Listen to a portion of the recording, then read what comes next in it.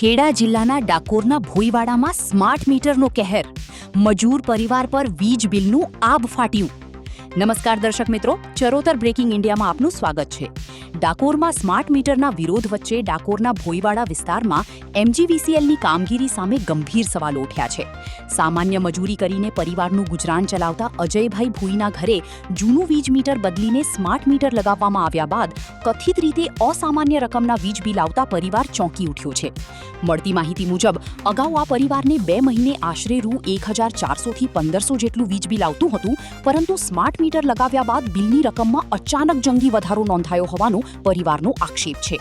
પરિવારના જણાવ્યા મુજબ જૂન મહિનામાં ₹57,554નું બિલ આવ્યું હતું, જ્યારે ત્યારબાદ ઓગસ્ટ મહિનામાં સીધું ₹5,14,822નું બિલ આવતા પરિવારના પગ નીચેથી જમીન સરકી ગઈ હતી.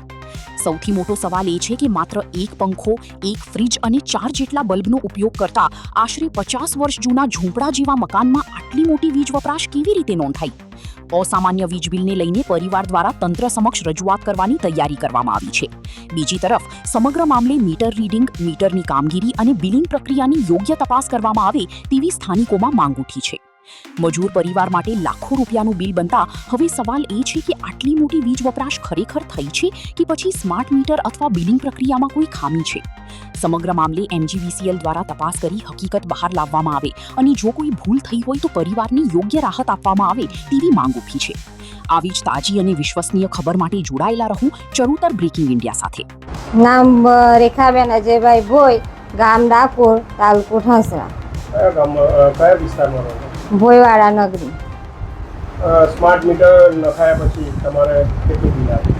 પહેલાં 1-2 ઓછા બિલ આવ્યા 800-600 અને પછી ડાયરેક્ટ 7,500 પછી 14,000 એવા લાઇટ બિલ આવ્યા. સ્માર્ટ મીટર નખાવું ત્યારે કેટલું બિલ આવ્યું? 1,500-2,000 એવું લાઇટ બિલ આવતું હતું 2 મહિને. ઘરમાં શું શું વસ્તુ હોય? 2 પંખા, 3 ગોરા ને 1 ફ્રીજ. આ વખતે કેટલું બિલ આવ્યું? આ વખતે 14,500.